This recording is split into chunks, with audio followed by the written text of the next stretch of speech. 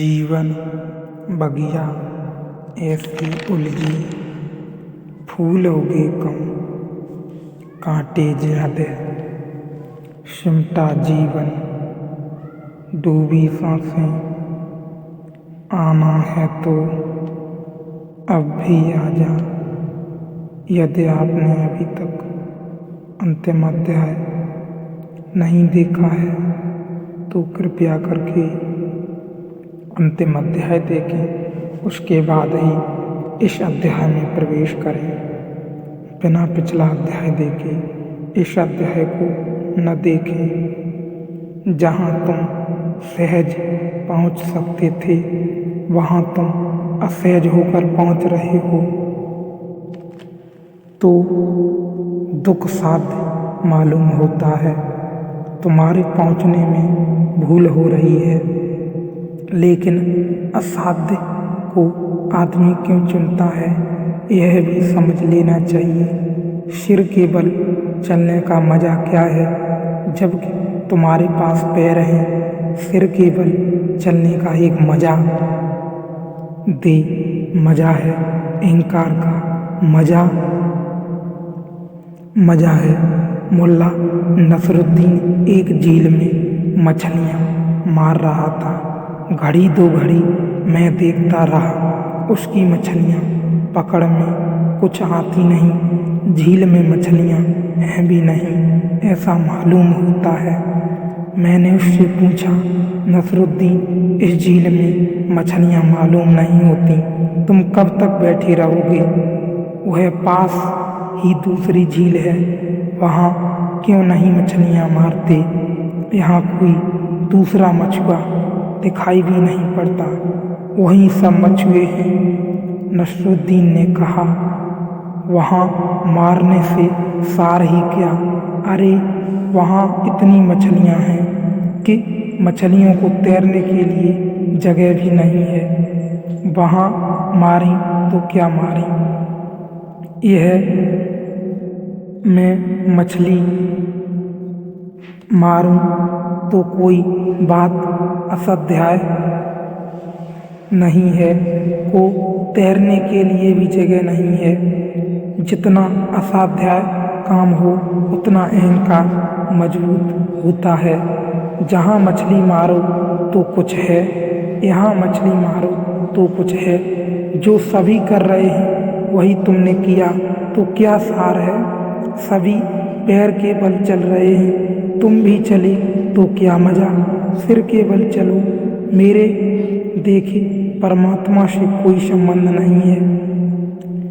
कठिनाइयों का संबंध अहंकार से है। अहंकार कठिन के करने में मजा लेता है, क्योंकि सरल तो सभी करते हैं, उसमें क्या सार? अगर तुम किसी से कहो कि हम पैर के बल चलते हैं तो लोग कहेंगे तुम्हारा दिमाग खराब हो गया है। सभी चलते हैं, लेकिन अगर तुम सिर के बल चलो तो अखबारों में नाम छपेगा, तो लोग तुम्हारे पास आने लगेंगे। लोग तुम्हारे चरणों में सिर झुकाएंगे कि तुम्हें कोई सिद्धि मिल गई है कि तुम सिर के बल चलते हो। अहंकार की पूजा तभी हो सकती है जब तुम कुछ असाध्य करो। जैसे हिलेरी चढ़ गया एवरेस्ट पर तो सारी दुनिया में खबर हुई। अब तुम आओ और पूना की छोटी मोटी पहाड़ियों पर चढ़कर खड़े हो जाओ और झंडा लगाने लगो, और तुम कहो कि कोई अखबार वाला भी नहीं आ रहा, कोई फोटोग्राफर भी नहीं आ रहा। मालूम क्या है आखिर यह भेदभाव क्यों हो रहा है? हिलेरी के साथ शोरगुल मचाया इतिहास में नाम अमर रहेगा सदा के लिए, और हमारा कुछ भी नहीं हो रहा, हम भी वही कर रहे हैं। उसने भी झंडा ही गाड़ा, लेकिन एवरेस्ट पर चढ़ना कठिन है। 50-60 साल से लोग चढ़ने की कोशिश कर रहे थे, तब एक आदमी चढ़ गया। इसलिए धीरे धीरे वहाँ रास्ता बन जाएगा। बसें जाने लगेंगी, कभी न कभी जाएंगी। सदा इतनी देर तक एवरेस्ट अपने को बचा नहीं सकता। आदमी से जब तक एक आदमी पहुंच गया तो सिलसिला शुरू हो गया। अभी कुछ देर पहले औरतें भी पहुंच गईं, अब औरतें भी पहुंच गईं तो अब और पहुंचने को क्या बाकी रहा। अब धीरे धीरे सब पहुंच रहे हैं। थोड़े दिनों में वहाँ होटलों और बसों और सब पहुंच जाएंगे। फिर तुम जाकर झंडा गाड़ना। जब बस वगैरह सब चलने लगे वहाँ तुम कहोगे यह वही जगह है जहाँ हिलेरी ने झंडा गाड़ा। बड़ा भेदभाव हो रहा है, बड़ा पश्चाताप हो रहा है। कठिन में अहंकार को मजा है। आदमी कई चीज़ों को कठिन कर लेता है ताकि अहंकार को भरने में रस आ सके। हम बहुत सी चीज़ों को कठिन कर लेते हैं। जितनी कठिन कर लेते हैं उतना ही रस आने लगता है। कठिनाई परमात्मा को पाने में नहीं है, कठिनाई अहंकार का रस है। तो तुम कहते हो कि सदा से खोजियों का यह अवलोकन रहा है कि परमात्मा उपलब्धि अत्यंत दुख साध्य घटना है। यह ठीक है। वे जो खोजी हैं अहंकारी हैं और परमात्मा को खोजियों ने कब पाया? जब खोज छूट गई तब पाया। खोज छूटने पर ही मिलता है परमात्मा। जब तुम कहीं भी नहीं जा रहे, सिर्फ बैठे हो विश्राम में, परम विश्राम में, यात्रा शून्य जहाँ हो जाती है। साधारणतः लोग पूछते हैं कि परमात्मा को पा लेंगे तो फिर यात्रा नहीं होगी। बात बिल्कुल उल्टी है। यात्रा अगर तुम अभी छोड़ दो तो अभी परमात्मा मिल जाए। लोग सोचते हैं मंजिल मिल जाएगी तो फिर हम विश्राम करेंगे। हालत उल्टी है। तुम विश्राम करो तो मंजिल मिल जाए। विश्राम ध्यान और समाधि का सूत्र है। ध्यान से समझना है। विश्राम ध्यान और समाधि का सूत्र है। श्रम अहंकार का सूत्र है। इसलिए तुम पाओगे कि जितना जिस धर्म के भीतर श्रम की व्यवस्था है साधु के लिए, उतना ही अहंकारी साधु होगा। जैनियों का साधु जितना अहंकारी है उतना हिंदुओं का नहीं, क्योंकि जैन साधु कहेगा हिंदू साधु इसमें क्या ही रखा है। कोई भी हो जाए, जैन साधु कठिन मामला है।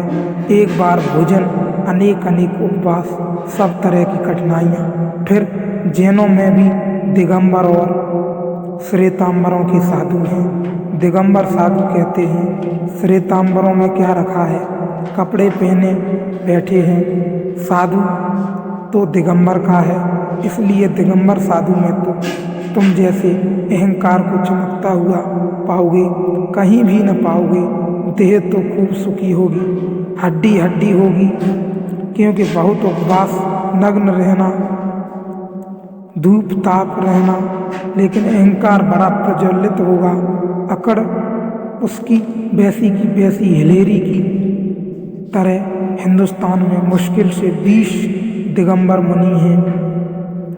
श्वेतांबर मुनि तो 5-7 हजार हैं। हिंदुओं के तो सन्यासी 50 लाख हैं। और अगर मेरी चले तो सारी दुनिया को सन्यासी कर दूं।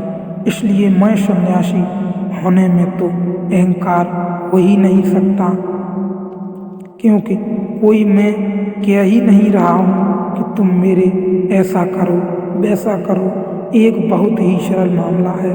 तुम गेरुए कपड़े पहन लो, सन्यासी हो गए। सन्यास सरल हो तो अहंकार को मजा कहाँ। मेरे पास लोग आते हैं, वे कहते हैं कि सन्यास आप देते हैं तो इसके लिए कोई विशेष आयोजन करना चाहिए। विशेष आयोजन सन्यास के लिए वे ठीक कहते हैं, क्योंकि ऐसा होता है। अगर जैन दीक्षा होती है तो देखा कैसा घोड़ा, बैंड बाजा इत्यादि बजता है और सब मजा आता है और लगता है कोई बड़ी घटना घट रही है, कोई सिंहासन पर चढ़ाया जा रहा है। सन्यास भी सिंहासन जैसा हो गया। लोग जप जप कर जय जयकारे करते हैं कि कोई बड़ी घटना घट रही है, और मैं ऐसा सन्यास चुपचाप दे देता हूँ। किसी को पता ही नहीं चलता। पोस्ट से भी दे देता हूँ। मुझे भी पता नहीं चलता कौन सज्जन है, उनको भी नहीं पता चलता। ठीक है, मेरे देखे संन्यास सरल होना चाहिए। मेरे देखे परमात्मा विश्राम में मिलता है, अहंकार में नहीं, कृत्य नहीं, खोज नहीं, परमात्मा मिला ही हुआ है। तुम जरा हल्के हो जाओ, तुम जरा शांत हो जाओ, तुम जरा रुको, अचानक तुम पाओगे वह सदा से था, आनंद था ही, सदा से ज्ञान था ही। तुमने कभी उस पर ध्यान ही नहीं दिया। अब रुको, अब जागो, अब विश्राम करो, वो तो है ही।